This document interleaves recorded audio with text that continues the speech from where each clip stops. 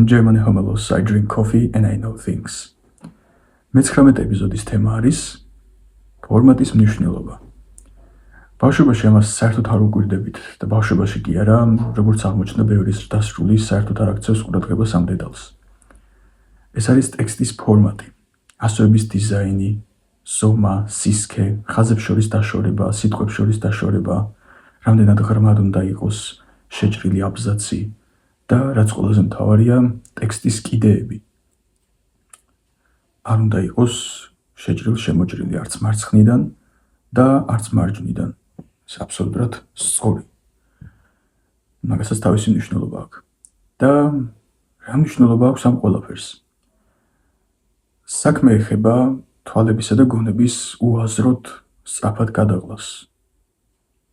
უნდა გავითვალისწინოთ ისიც, რომ ყურადღების ერთ რამეზე მიმართვა საათობით თითქმის არავის შეუძლია, მით უმეტეს, როცა წიგნის კითხვას ეხება საქმე.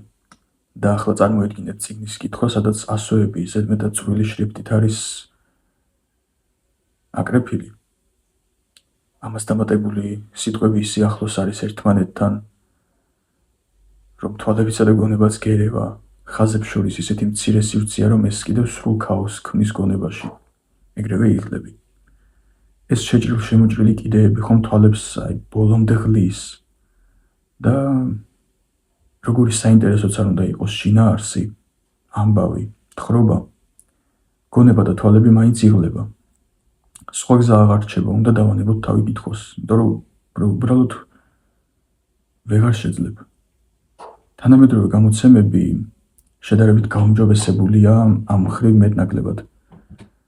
უნდა გააჩნია გამომცემლობას, რა თქმა უნდა. ამიტომ სანამ გამოცემამდე მივა საქმე, როცა ელექტრონულ ვერსიას ჯერ ისევ ვასწორებთ, ანუ თუ როლში ქაღალდზე გვაქვს დაწერილი ტექსტი და წიგნი და გადაგვაქვს კომპიუტერში და ვასწორებთ უკვე იქ, მანამდე უნდა გავასწოროთ ეს ხარვეზები. თუმცა შეიძლება დასრულებულიც, უკვე დამთავრებული გასწორებულიც გადავაკეთოთ, შევცვალოთ თუ ეს შეცდომები გვაქვს დაშვებული. ბევრ დროს და ენერგიას არ წაიღებს. ამიტომ